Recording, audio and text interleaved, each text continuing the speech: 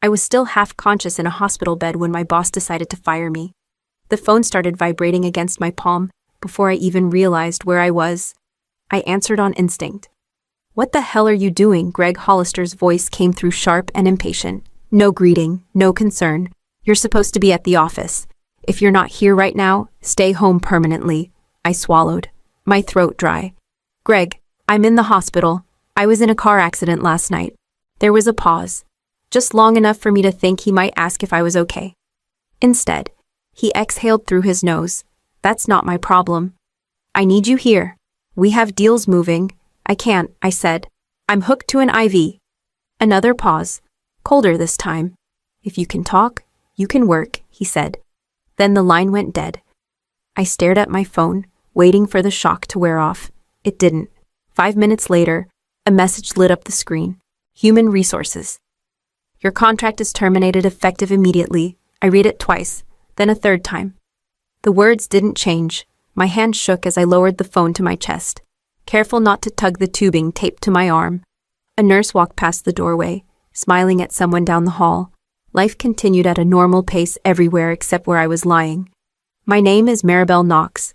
I had worked at that company for 7 years. I had never missed a critical approval. I had stayed late more times than I could count. And that morning, none of it mattered.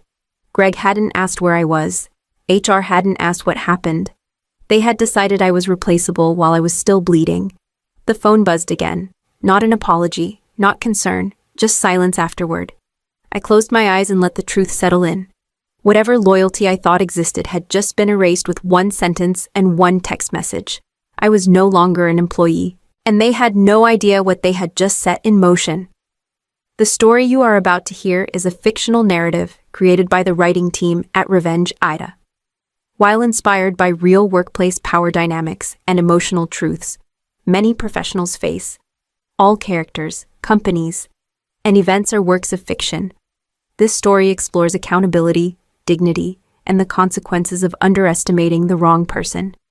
The doctor came in just after the nurse finished checking my vitals.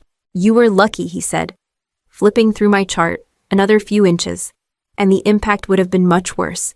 Internal bleeding, head trauma. "You don't walk away from that." I nodded slowly.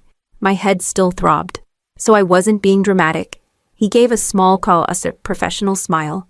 "No, you were very close to not waking up this morning." After he left, my phone vibrated again. An email this time. "Information technology. Please arrange the return of your company-issued laptop and access badge within 24 hours. No greeting, no name, just procedure." A moment later, another notification followed. "Security services. Your building access has been revoked." I stared at the screen, waiting for a follow-up message. Something human, something like, "Are you safe, or we heard you were in an accident?" Nothing came. The nurse returned to adjust the drip. She noticed my expression. "Everything okay? I lost my job," I said. The words felt unreal when I said them out loud. She paused. "Today?" "Yes," she frowned. "While you're here," I nodded. "That's..." She stopped herself, then finished quietly. "I'm sorry." My phone buzzed again. This time it was a short message from someone in operations.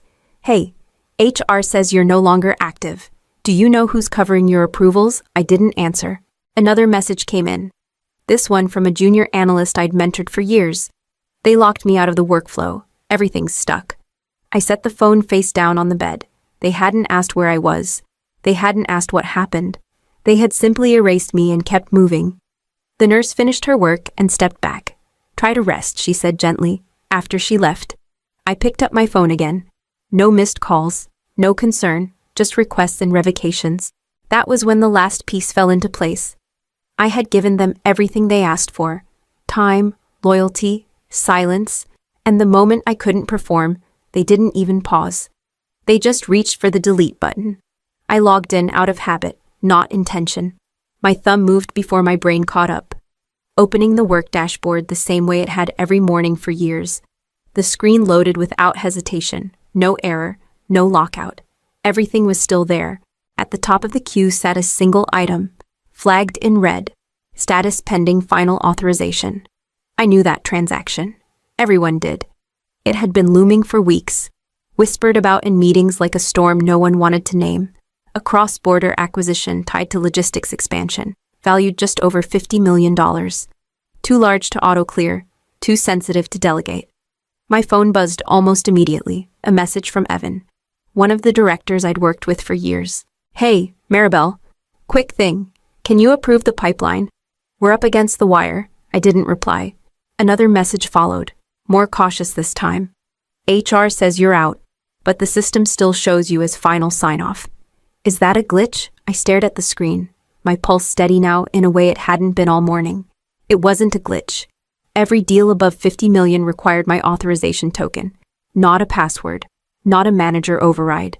A layered approval system I'd helped design myself after a near-miss audit years earlier. At the time, Greg had rolled his eyes. Overkill, he'd called it. "You worry too much." The memory made my jaw tighten. Evan sent one more message. "They're asking if you can just approve it from home." From home.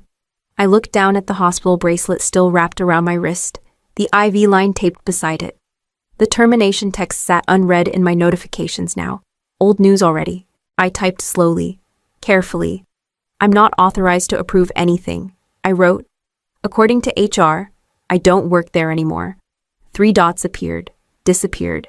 Then his reply came back. "That's a problem." I locked the screen and let my hand rest on the bed. They had fired me as if I were a delay. They had moved on as if I were optional. But the deal was still waiting, and without my signature, so were they. I asked the nurse to bring my bag closer. She did without questions, sliding it within reach before stepping back out. My hands were steadier now as I pulled out my laptop and opened the contract file I hadn't looked at in years. The document felt heavier than it should have. I scrolled past the compensation section, the confidentiality language, the paragraphs Greg had skimmed through with bored impatience during my onboarding. Then I found it, a subsection buried under compliance procedures, written in language no one ever thought would matter. In the event of termination not executed in accordance with company policy, all authorization rights tied to the employee's role are suspended immediately until review. I read it twice, then again. My phone rang as if on cue. Maribel. The voice on the other end was calm, measured. Dana Whitaker, an attorney I'd worked with years ago on an audit review, not a close friend, but someone I trusted to be precise. "I need you to listen carefully," I said. "I was terminated this morning, from a hospital bed." There was a pause. "Were you formally notified?" "Yes." Text message. "No paperwork. No review." "And they're still operating under your authorization?" she asked. "Yes." Another pause. Longer this time. "Then they're exposed." I closed my eyes. "Say that again." "If the termination didn't follow protocol, they cannot legally rely on your approval rights," Dana said. "Those should be suspended immediately. Any continued use puts the liability on them, so I shouldn't approve anything." "No," she said firmly. "You should revoke access, document everything, and do not engage emotionally. Let the process speak." I glanced at the contract again, at the clause Greg had once waved away. "Does this protect me?" I asked. "It already has," Dana replied. "They just haven't realized it yet." The call ended quietly. No celebration, no rush of triumph, just certainty. I minimized the contract window and opened the system dashboard again. The pending transaction still glowed at the top, waiting for something that would never come automatically. For the first time since waking up, I wasn't reacting. I was choosing. And whatever came next would be on record, by the book, and impossible to undo. The HR message was still open when I looked at my phone again. "Your contract is terminated, effective immediately. No signature. No explanation. Just a sentence designed to close a door." I read it once more, slower this time, letting the weight of it settle. Then I tapped back to the system app. A notification banner slid down from the top of the screen, automatic and indifferent. Action required pending final authorization. I didn't rush. I opened the authorization panel the way I had hundreds of times before. The interface was familiar, almost comforting in its precision. My name was still there, my role, my token. The nurse stepped in to check the line in my arm. "You okay?" "I will be," I said. She nodded and stepped back out. I tapped the revocation option. A confirmation window appeared. Revoking authorization will suspend all approvals associated with this role. I hesitated for a single breath, not out of fear, but because I understood exactly what would follow. Then I pressed confirm. The screen refreshed. Authorization status revoked. Almost immediately, alerts began stacking in the activity log. The transaction at the top of the queue shifted from pending to frozen. A system-generated notice populated beneath it, time-stamped to the second. Final approval unavailable. Transaction suspended. Another notification followed, then another. Automated emails triggered in sequence, routed to executive leadership, compliance, and legal. My phone rang. I let it ring. A second call came in, then a third. A message popped up from Evan. Maribel, something just happened. The deal is locked. I typed back one sentence. HR ended my authority. 3 dots appeared, vanished, reappeared. That's not how this was supposed to go. I set the phone down on the bed, my hand steady now, my mind clear. They had pressed send without thinking 5 minutes earlier. Now the system was responding exactly as it had been designed to. There was no undo button. And whatever came next would be far louder than a text message. How loud does silence get when $50 million goes nowhere? My phone didn't ring at first. It exploded. The first call came from HR. I answered that one. There's been a miscommunication, the woman said quickly. I recognized her voice from onboarding calls years ago. Calm by training, strained now. Your termination is under review. We just need you to restore access while we sort this out. I don't have access. I said. HR ended it. A pause. Papers shuffled. You can't just shut down approvals. I didn't. I replied. Your message did. She inhaled, sharp and shallow. We'll call you back. The next call came from an unfamiliar number. I answered it. This is Robert Hale, the man said. Chief Executive Officer. I sat up a little straighter. Yes, what did you do? He asked. Nothing, I said. I stopped being allowed to. Silence stretched between us. I could hear breathing on the other end. Controlled but tight. You understand the scale of what's frozen, he said. This deal closes today. I understand, I said. I also understand I was terminated this morning. That's being reviewed, he said again. More force this time. After the fact, I said. After my authority was removed. Another pause. His voice dropped. We need this fixed. You needed it handled before you fired me, I said. From a hospital bed. The call ended without goodbye. A voicemail appeared seconds later. Greg. You think you're being clever, his voice snarled. You're interfering with company business. You're going to regret this. I listened to it once. I didn't delete it. Messages stacked up across my screen. Operations, legal, someone from compliance asking for timestamps, someone else asking if I was feeling better, as if that might soften things. I didn't answer. They had all the urgency in the world now. Every second mattered to them. Every minute cost them something. For the first time all day, the imbalance was gone. They weren't waiting on my recovery anymore. They were waiting on my decision. What do powerful people say when they're no longer in control? The meeting invite came through as urgent. No agenda, no apologies. Just a link and a timestamp that assumed I would show up. I joined from my phone. Cameras were already on. Robert Hale sat at the center of the screen. Jaw tight. 2 people from legal flanked him. Greg was there too. Shoulders squared like he was still in charge. This shouldn't have escalated like this, Robert began. We're here to resolve. Greg cut in. She overreacted. We were under pressure. She knows that. I didn't respond. Greg leaned closer to his camera. You didn't even try to work with us. You just pulled the plug. I looked directly at him. You told me if I could talk, I could work. The room went still. You said it. I continued, my voice steady. From a hospital bed. While I was hooked to an AV, you said if I wasn't there, I should stay home permanently. That's not what I meant, he snapped. It's exactly what you said, I replied. And HR followed through. Robert raised a hand. Enough. Maribel, what do you want? I didn't rush to answer. First, I said, my termination is reversed in writing, effective immediately. Second, all communication goes through legal. Third, Greg is removed from any role involving approvals or personnel decisions. Greg laughed, short and sharp. You don't get to make demands. Robert didn't look at him. Continue. I won't restore authorization until those conditions are met, I said. and I won't respond to threats. Greg's face flushed. This is extortion. No, I said. This is documentation. One of the lawyers cleared her throat. We need a moment, Robert nodded. Greg, step off the call. What Greg said.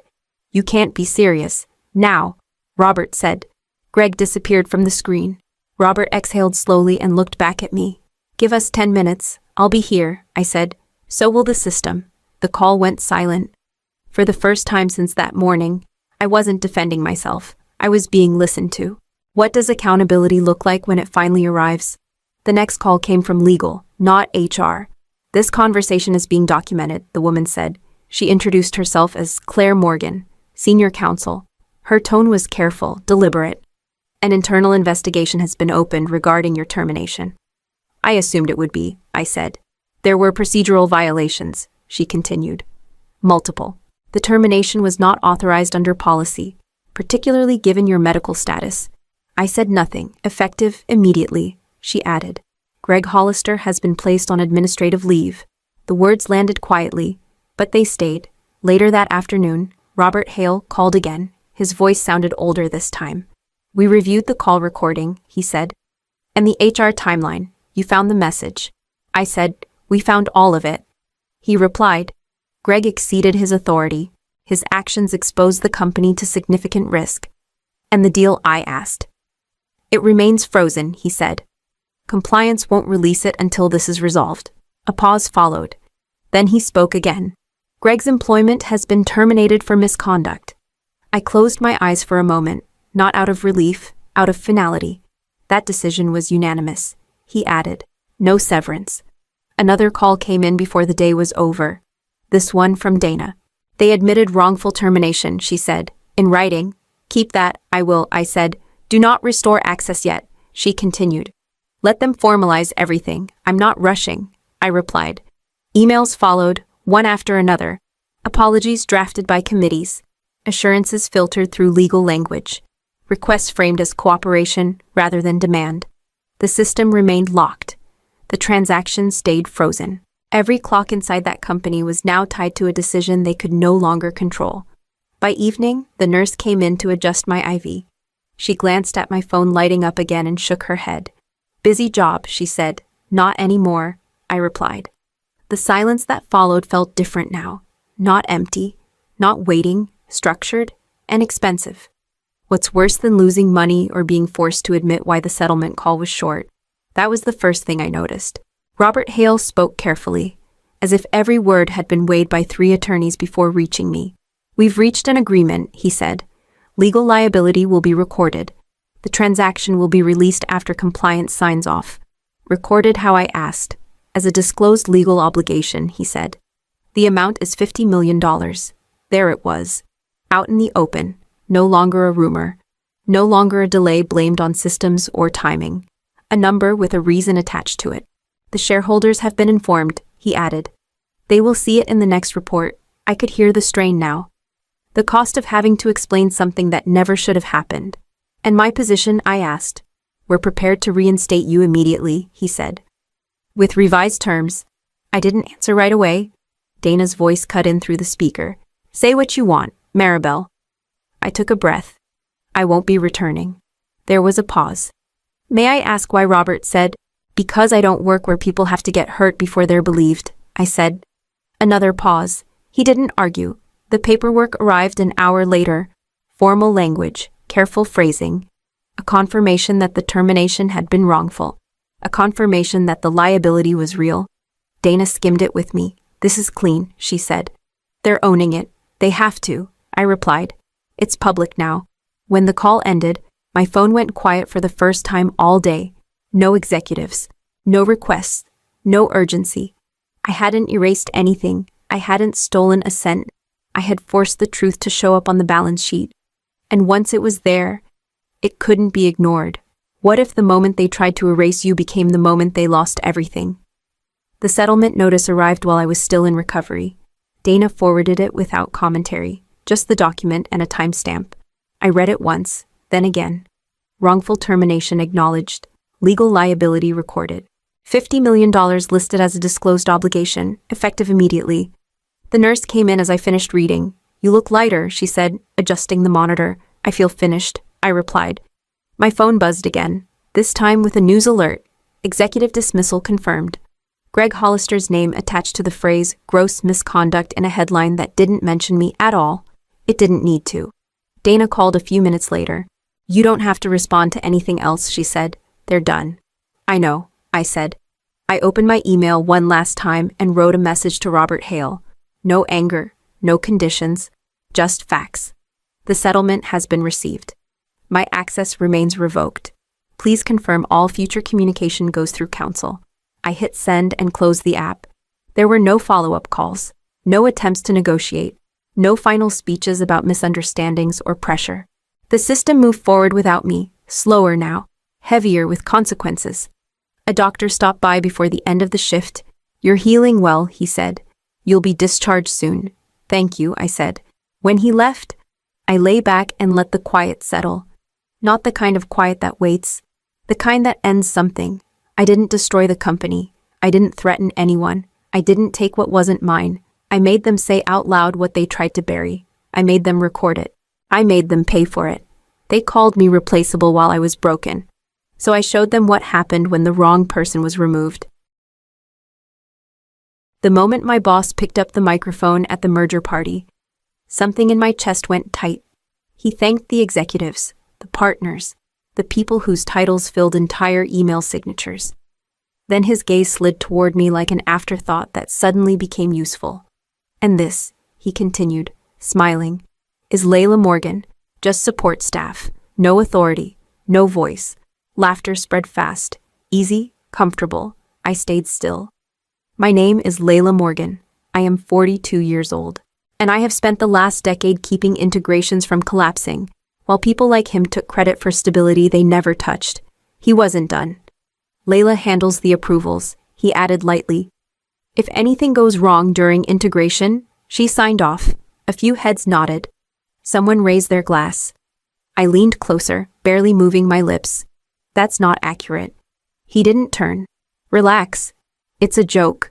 A joke lands and disappears. This one was meant to stick. My phone vibrated once in my hand. Approval irregularities urgent. The timing was too clean to be coincidence. I looked up at him again. The confidence, the ease, the certainty that I would stay quiet, like I always had. He believed the room would remember the title he gave me, not the work I did. Behind me, someone whispered. Support staff. I slipped the phone back into my pocket. No reaction, no correction. I stayed where I was and listened to the rest of his speech roll forward without me. Because humiliation is loud, but setups are careful, and people who feel safe enough to volunteer your name in public usually believe you cannot stop what comes next. The story you're about to hear is a fictional work created by the writing team at Revenge AITA. Each story explores a different power imbalance and a different form of accountability. No two endings in this series are the same. By the time the applause faded, I understood the truth he was hiding behind humor. This merger wasn't about growth, it was about blame, and he had just decided where it would land. How does someone essential become invisible? By the time the party thinned and conversations broke into smaller clusters, I already knew what people would remember about me, not my name, not my role. Just the label my boss had handed them, support staff. I moved toward the edge of the room where the noise softened. A junior analyst from finance passed me and hesitated. Hey, Layla, I didn't know you handled approvals too. I handle the system, I answered. The flow, the access, the timing. He blinked, processing that. Oh, then, quieter. That sounds important. It is, I said, and watched him drift away, already pulled back toward louder titles. I was never an assistant. I built the approval maps when the company outgrew its first acquisition. I controlled who touched which systems, when credentials expired, how handoffs happened between teams that barely spoke the same language. When something broke at 2 a.m, my phone rang. When it worked the next day, my boss stood in front of a slide and accepted congratulations. That had been the pattern for years. Once, during a smaller acquisition, I'd flagged a risk no one wanted to hear. He waved it off in the meeting. Later, when the issue surfaced anyway, he leaned into my doorway with a practiced sigh. Next time, bring it to me sooner. I had brought it to him. He just preferred the version where I was at fault. The merger made everything sharper. More money, more pressure, more incentive to make sure the damage landed somewhere safe. I crossed paths with him near the bar. He didn't slow down. "Good job tonight," he said, already looking past me. "You handled that well." "What part?" I asked. Keeping my voice level, was I supposed to handle? He paused, surprised by the question. "You know what I mean. Being flexible, quiet, useful." That was why he chose me. I didn't challenge him in public. I fixed problems before they reached his desk. I absorbed blame without making noise. As I watched him laugh with the people who would decide his future, the realization settled in fully. In this merger, I wasn't just overlooked. I was convenient. And that was something I understood very well. What if the first person who doubts the story isn't on your side or theirs? I felt it before I heard my name. Layla. The voice came from behind me, low and careful. I turned to see a man I recognized from earlier meetings but had never spoken to directly. Gray suit, neutral expression, the kind of presence designed not to attract attention. "I'm Daniel," he said, compliance, acquiring firm. I waited. He leaned closer, just enough to keep the conversation private. "I need to ask you something, and I need you not to answer it out loud." My shoulders tightened. "Go on. Did you approve the final integration access changes last Friday?" "No." He nodded once, like he'd expected that. "Then we have a problem." The words landed heavier than the music still humming behind us. He continued. "Your name appears on 3 approvals, different times, different systems. The logs don't match the activity." "I wasn't even in the office," I replied. "I was on site with the data migration team." "I know," he said. "That's why I'm here." I studied his face, searching for accusation. There was none, just restraint. "Professional concern. I'm not accusing you of anything," he added. "But someone is using your authority. And if this closes the way it's headed, that trail ends with you." My phone buzzed again in my pocket. I didn't look. "Why tell me?" I asked. "Because I don't like stories that fall apart under audit," he said. "And because once the paperwork is final, intentions stop mattering." A group laughed nearby. Someone called my boss's name. Daniel straightened, already stepping back. "Check your access history," he said quietly. "And whatever you find, document it. Don't confront anyone yet. Are you telling anyone else? Not until I see what you see." He walked away without another word. I stood there, the room suddenly distant. Embarrassment had been one thing. This was different. This carried consequences, investigations, liability, a version of my name I wouldn't recognize attached to decisions I never made. I pulled out my phone and opened the email I'd ignored earlier. "Approval irregularities, urgent." I understood the shift immediately. This was no longer about perception. It was about proof. Why does silence always come with a deadline? He caught me near the elevators, already holding a folder like it had been waiting for me all evening. "Let's step aside," he said, steering without touching. "This won't take long." Inside the folder. The pages were crisp, too crisp, a severance package, he continued, flipping to the signature line. "Clean exit, professional. Protects everyone." "Everyone," I repeated, scanning the language. He nodded, relieved by the echo. "Exactly. We're moving fast, Layla." Emotions are high, no reason to complicate things. I reached the page with the non-disclosure agreement. Broad, permanent, silent. "This needs to be signed by morning," he added. Like it was a courtesy. "Legal wants it wrapped up by morning," I said. "That's quick." He smiled. "That's mergers." I closed the folder. "What happens if I don't?" His smile thinned. "Then we all have to answer questions we don't need." Questions. The word hovered between us. "You told people I signed off on approvals." I said, "I didn't." He waved it away. "You managed the process." Same thing. "It isn't." He leaned in, lowering his voice. "Layla, you're very good at what you do. That's why this works. But this deal closes in 48 hours. After that, the story is the story." "Whose story?" I asked. "Our story," he said quickly. "The company's." I thought of Daniel's warning, of logs that didn't match, of my name stamped on decisions I never made. "You're asking me to disappear," I said. "I'm offering you a soft landing, with a gag order, With protection, he corrected. For everyone. I slid the folder back toward him. I'll have my attorney review it. The room shifted. Not loudly. Just enough. There's no time for that, he said. This is standard. So is due process. He stared at me, measuring. Don't make this harder than it needs to be. I met his eyes. I'm not the one setting deadlines. He gathered the folder, his movements sharper now. Morning, he said again. That's the window. He walked away believing the schedule would do the work for him. I stood there, already counting the hours he thought belonged to him.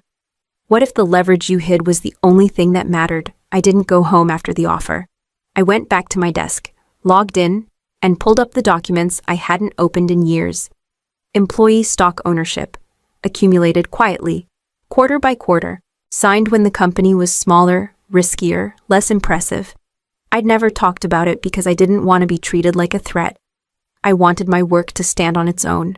My phone rang. Layla, a familiar voice said, older, steady. I heard there was noise tonight. It was Arthur Hale, the founder, retired, but still watching. He'd called me before, usually to ask how things were actually running. I replied. And it wasn't harmless. A pause. Are they trying to move you out before closing? Yes. Another pause. Shorter this time. Then check your proxy file. I already am. Good, he said. I granted you temporary voting authority for the merger period.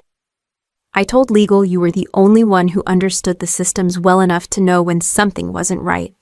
I never used it, I said. I hoped you wouldn't need to, he answered.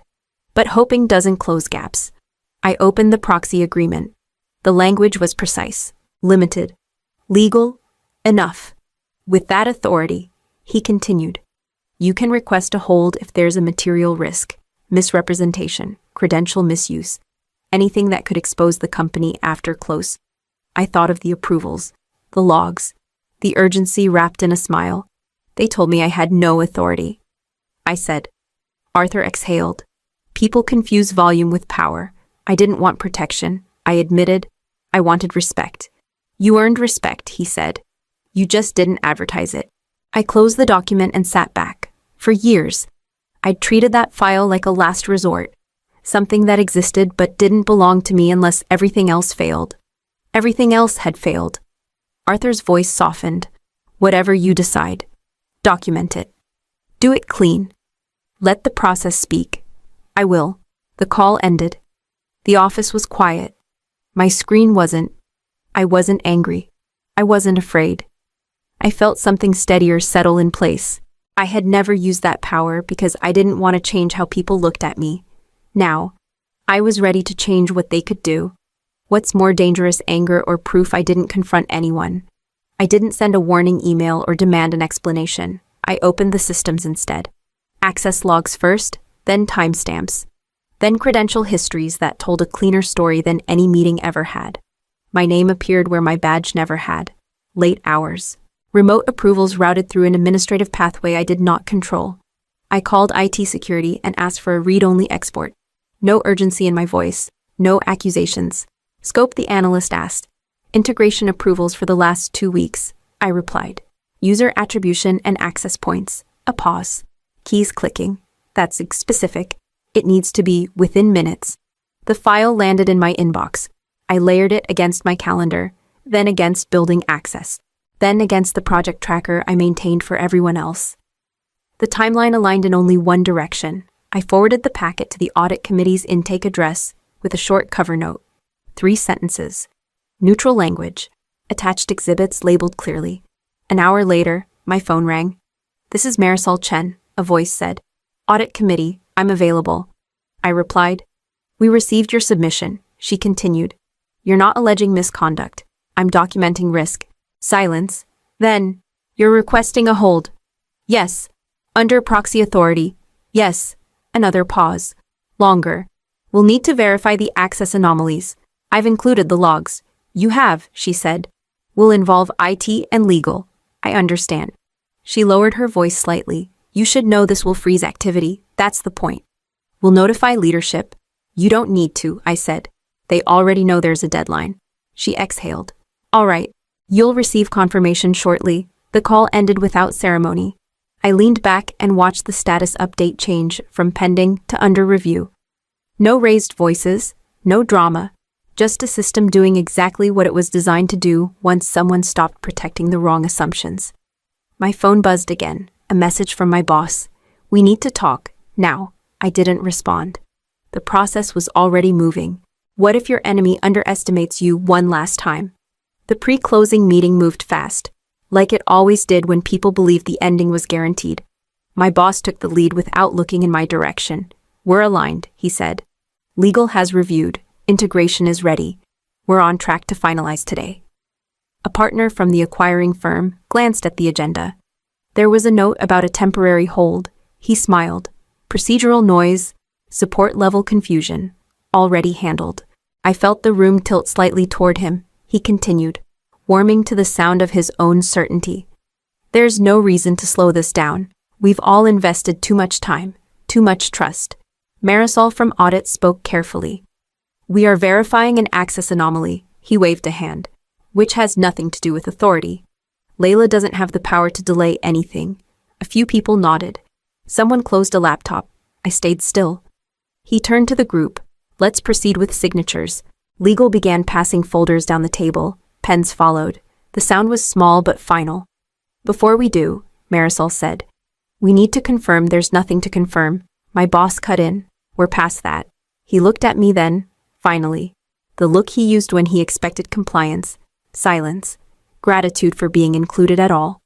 "Layla," he said, softening his tone, "you're good at details. This part is bigger than details." "I agree," I replied. A few heads turned. He frowned. "Then we're aligned." I placed my hands on the table. "Not yet." The room went quiet. Not all at once, but enough. Legal paused mid-motion. Marisol stopped speaking. The partner from the acquiring firm leaned back, watching. My boss's voice sharpened. "This isn't your call. It is today," I said. He laughed once, short and dismissive. "You don't have that authority." I met his gaze and didn't look away. "You assumed I wouldn't use it." The pen stopped moving. The folders remained open. The deal waited, balanced on a silence he had mistaken for consent. "What happens when the quietest person speaks last? I'm invoking my proxy authority," I said, keeping my voice even, effective, immediately. The words landed without force, but they stopped everything. Legal looked up first. "Layla, can you clarify the scope?" "Yes," I replied. "I'm placing the merger on hold, pending verification of access anomalies tied to approvals bearing my name." My boss leaned back in his chair. "This is absurd." Marisol from Audit didn't look at him. "We received the documentation," he scoffed. "Documentation doesn't equal authority." Legal opened the file I had sent hours earlier. "Proxy confirmation is valid," she said, eyes moving quickly. "Temporary voting rights during the merger window." My boss's smile didn't move. "That doesn't give her. It gives her exactly this." Legal said, cutting in. A procedural stop. IT security joined the line. "We've confirmed credential misuse," the analyst reported. "Administrative access routed through a secondary pathway. The approvals were not executed by Layla Morgan." Silence settled, heavier now. The partner from the acquiring firm spoke carefully. "Then we cannot proceed." My boss's chair scraped the floor as he stood. "This is a misunderstanding. We can resolve it offline." Marisol shook her head. "Not anymore." Legal closed the folder. "All signing is frozen."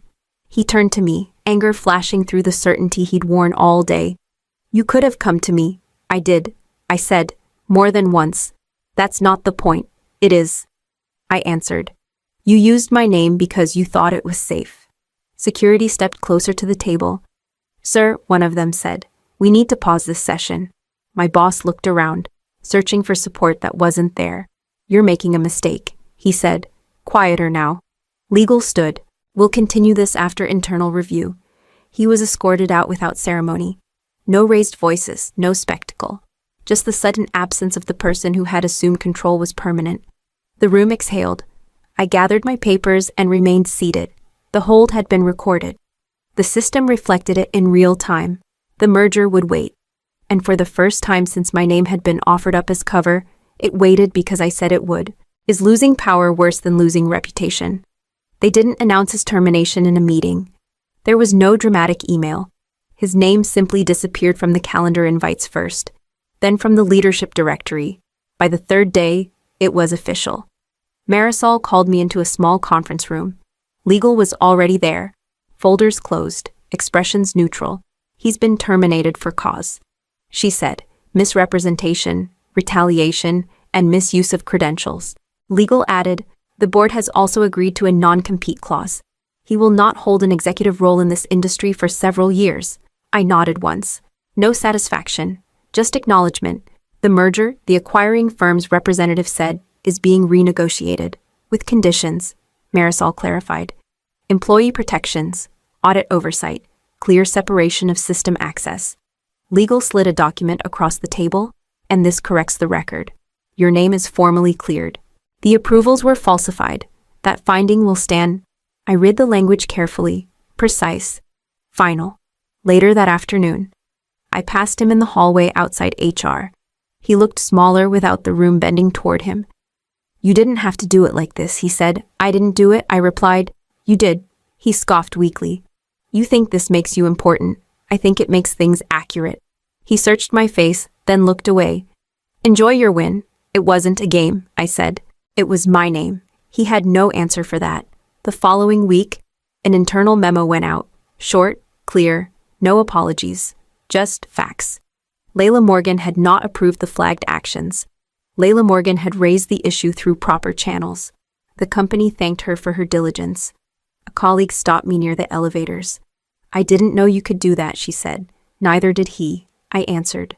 The world kept moving. Titles shifted. Processes changed. I stayed where I was, steady in the space that had finally stopped tilting against me. The fight was over, but my work was not. What does power look like after you stop hiding it? The offer came in a short meeting with legal and audit. No ceremony, no applause. We want you to oversee post-merger systems governance, Marisol said. Direct access, independent reporting, final authority on approvals. I nodded. With separation of credentials, yes, legal added. And audit-triggered freezes. No single executive override. That stays, I said. If my name is on a decision, the trail has to be clean.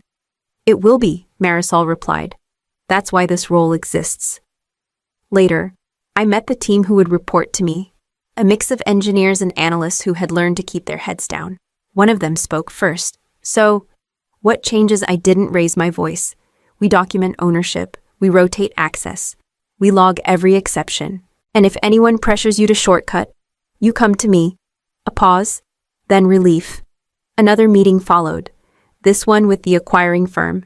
Their representative leaned back, studying the framework I'd drafted. This would have caught the misuse weeks earlier. That's the point, I said. Protection shouldn't depend on who's popular. He smiled. You don't sound like support staff. I never was. The work settled into a rhythm.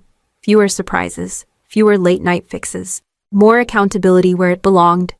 People stopped whispering. Processes started speaking for themselves. I passed the old conference room once. Empty now. The place where my name had been volunteered. The place where silence had been mistaken for consent. At the end of the week, Arthur called. You did it clean, he said. That matters. It had to be. I answered. Anything else would have been noise. When I hung up, I felt the weight lift not because I'd won, but because the rules finally worked the way they were supposed to. Life lesson power doesn't always announce itself. Sometimes it waits in the quiet places built through patience, protected by proof, and used only when the truth needs a witness. They told me I had no authority, no voice. They were wrong. I was just waiting to use it. My boss took credit for my $500 million deal while I was still sitting in the room. What you're about to see, Grant Kessler announced, tapping the screen, is the result of months of strategic leadership. I watched the slide advance. No mention of who brought the client in. No mention of who negotiated the terms. Just his name, centered, bold. I leaned toward him, quiet. There's a line missing. Grant didn't turn. It's fine. Let me handle this. Across the table, someone nodded approvingly. Impressive execution. Grant accepted it with a smile. It wasn't simple. I am Marin Calloway, 46, Senior Deal Origination Director. I opened the conversation that led to this contract. I ran the numbers. I handled every revision. I stayed when everyone else left. The meeting ended. People stood. Hands were shaken. In the hallway, I caught up to him. That contract includes a 2% commission. He adjusted his cufflinks. This deal needed a single point of leadership. I originated it. He stopped walking, finally looked at me. You should be careful how you frame things. 3 hours later, human resources closed the door behind me. Your position has been eliminated. Effective immediately. The folder slid across the table. Eliminated, I repeated. She nodded. No explanation, no apology. I packed my desk while people pretended not to notice. When I told 2 coworkers what happened, one let out a short laugh. 2%, he said, on a $500 million deal. Another shook his head. Grant wouldn't risk that. They believed the version that made them comfortable. I walked out carrying a cardboard box and the sudden clarity that my name had already been erased once that day. That night, I logged into the one system they forgot to lock me out of. What hurts more, losing your job or watching people enjoy your fall? I cleared my desk in silence. A box, a notebook. The framed photo I kept turned face down. Someone hovered near the doorway, pretending to check messages. Hey, Mark murmured, not meeting my eyes. Rough day. Grant took the commission, I replied. 2%. It was in my plan. Mark's mouth twitched. That's not how it works. It is, I said. You've seen the structure. He glanced toward the hall, then back at me. You should be careful saying that out loud. At the elevator, Denise folded her arms. People are talking about that you're upset and exaggerating. A pause. They think you're spiraling. I set the box down. I originated the deal. She exhaled. Marin. Grant's been telling everyone he had to step in. Clean things up. Clean what up? She lowered her voice. Your process. In the lobby. 2 associates stood near the coffee station. One laughed, not quietly. 2% on $500 million, he said. That's not real money. The other shrugged. She wants it to be. I stepped closer. It's in the plan. Signed. They went still. One raised his hands. Look, we're just saying what we heard. From who A beat? No answer. My phone buzzed. A message from an old client contact flashed and vanished retracted. Then another from a teammate, you should stop posting. It's not helping. I haven't posted anything, I said, more to myself than to them. By the time I reached the street, the version of events had already settled. Grant had rescued a deal. I had lost focus. The commission had never existed. The repetition hardened it into fact. Back at my apartment, I opened my laptop. An internal chat thread I still had access to refreshed. A new line appeared. Leadership handled the transition professionally. I closed the window and opened another. The system loaded slowly, then welcomed me by name. They had rewritten the story. They hadn't erased the record. Why would a company erase the person who built the deal from the ground up? I didn't invent my role after the fact. It was written into my offer letter. Senior Deal Origination Director. Grant had said during my hiring meeting 2 years earlier. You find it. You shape it. You carry it across the line. I had smiled then. And when it closes, he slid the commission plan across the table. 2% of total contract value. That's standard for origination. I remembered that sentence clearly, because I asked him to repeat it. The deal didn't appear overnight. It started with a cold introduction and a half-hour call no one else wanted to take. Weeks of follow-ups. Drafts sent back with red lines so dense they looked personal. Late nights answering questions that arrived after midnight. At one point, the client's counsel pushed back on a clause that would have killed the entire agreement. This doesn't work, she said over the phone. We walk if this stays. I rewrote it myself. Sent the revision before sunrise. You saved us. The client's director told me later. We're moving forward. Every email went through me. Every revision came back to me. When Grant joined the calls near the end, he mostly listened. Just keep us aligned, he said once. You've got it. I open my contract now. Scrolling past the language I knew by heart, compensation, incentive structure, origination fee, 2% of gross contract value upon execution. Signed by me, signed by him. I forwarded the clause to the company's general inbox. No commentary, just the document. The response came from legal 2 hours later. We're reviewing the matter. It read, please refrain from further contact with internal stakeholders, I replied once. This is my role as defined by contract.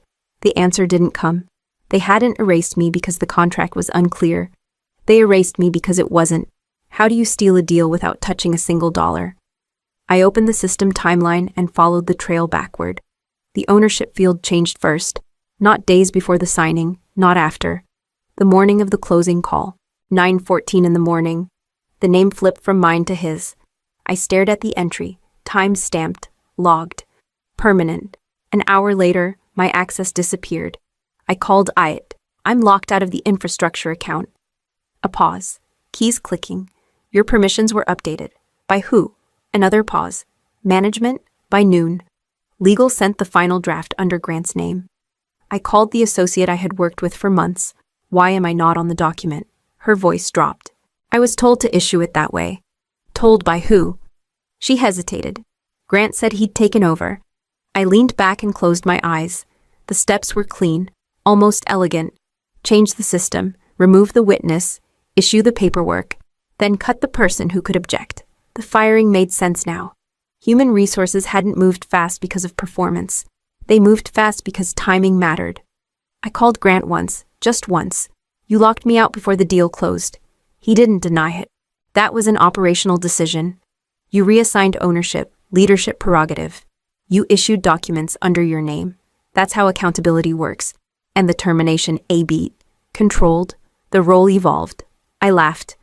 It surprised both of us. So you didn't take the money, I said. You removed the person entitled to it. His voice cooled. Be careful, Marin, with confusing process for misconduct. I ended the call. The record sat open in front of me. Every change, every click, every name. He had relied on authority, not erasure, on silence, not consent. I exported the audit log and saved it twice. Power had moved quickly.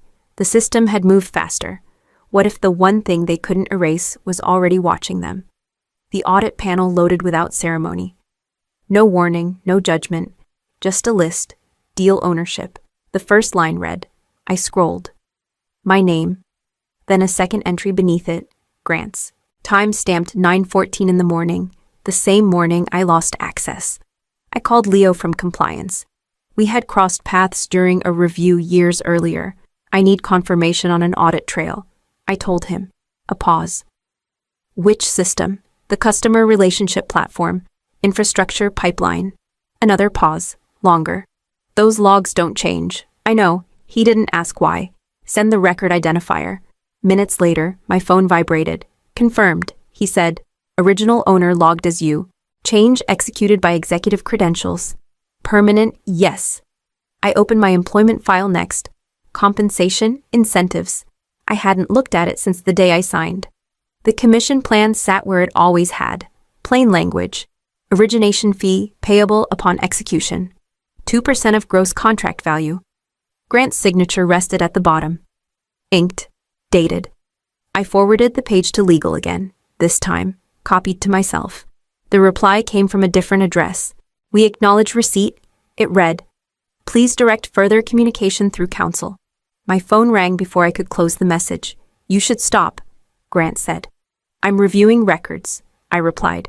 You're creating problems. I didn't change the system. Silence. Then, quieter.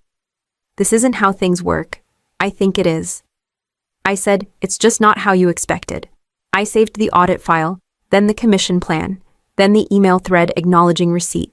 3 separate folders. 2 backups. People could deny conversations. They could revise stories. They could laugh. The system didn't care who was comfortable. It recorded what happened. What changes when the client asks the wrong question? The message arrived just after noon. No subject line, just a name I knew. Marin, why did you disappear from our deal? We were told leadership reassigned it. That didn't make sense to us. I stared at the screen. Then I typed back exactly one sentence. I wasn't reassigned. The reply came fast. Then why was Grant suddenly listed as owner? You were the one negotiating with us. I forwarded the thread to legal. No commentary. No interpretation. 10 minutes later, my phone rang. A blocked number. Who are you talking to? Grant asked. I answered a question. You're creating exposure. I'm responding to the client. They don't need to hear your version. My version is documented. He hung up. An hour later, A new email appeared in my inbox, not addressed to me, forwarded by someone who didn't sign their name. From Grant Kessler to Finance Subject Commission Review. Marin's 2% is too high. We will restructure after closing. Process the change once documents are issued. The date sat above it. 3 days before the signing. 2 days before my access was cut. 1 day before Human Resources called me in, I called Leo again. That email. I said, "Can you verify sender and timestamp a pause?" "Yes. And it's authentic." I forwarded it to legal, then to myself, then to my attorney. The response this time wasn't silence. "We are willing to discuss resolution." Legal wrote, privately. Grant called again, voice tight. "This didn't have to escalate." "It didn't," I said. "You escalated it. You're making this personal. You made it contractual." He exhaled, slow. "There are ways to end this. I'm listening, quietly." I closed the email window and saved the attachment. Intent wasn't a misunderstanding anymore. It was written, dated, signed by behavior. They could still refuse to settle. They couldn't pretend they didn't know why. "What would you give up to make this all disappear?" The offer arrived through my attorney, typed in careful language that pretended to be neutral. "The company is prepared to resolve this matter privately." She read aloud, "A one-time payment, no admission of wrongdoing." And I asked. She paused. "There's a condition." She turned the page and slid it toward me. One paragraph was highlighted. "They want a statement," she said. "You would acknowledge that the commission dispute arose from a misunderstanding of your role." "A misunderstanding," I repeated. "They want it signed, dated, confidential." I pictured the email thread, the audit log, the message to finance about restructuring my 2%. All of it reduced to a polite lie. "How much?" I asked. She named the number. It was large enough to make the room go quiet. "It's more than most cases like this," she added. "They're nervous." I leaned back. "They're not paying for peace." She nodded slowly. "They're paying for silence." That afternoon, Grant called one last time. No edge now, just persuasion. "You get money," he said. "You move on. Everyone saves face." "Whose face?" I asked. A pause. "Yours." "They want me to say I imagined it." I said. "They want me to help them erase me." "You're tired," he replied. "This has dragged on." "It hasn't dragged," I said. "It's been resisted." He lowered his voice. "Think about what you lose if this goes public." "I already lost my job," I said. "I already lost my reputation. What you're offering doesn't give that back." Another pause. Longer this time. "So that's your answer?" "Yes." I signed nothing. I rewrote nothing. I corrected nothing. When the call ended, my attorney closed her folder. "If we refuse," she said, "this goes to court." I nodded. "Then it goes to court." The money would have closed the noise. Silence would have finished the erasure. I chose the record. What does justice sound like when no one can argue anymore? The judge looked down at the file. "Counsel, proceed." Grant's attorney stood first, confident, relaxed. "This case is built on assumption," he said. "Ms. Abba, Callaway was not the owner of the transaction at closing. Leadership reassigned it. No commission was due." Grant didn't look at me. He watched the bench. My attorney rose. "We'll start with the system record." She turned to the screen. "This is the customer relationship platform used by the company. It logs ownership changes automatically." The defense shifted in their seats.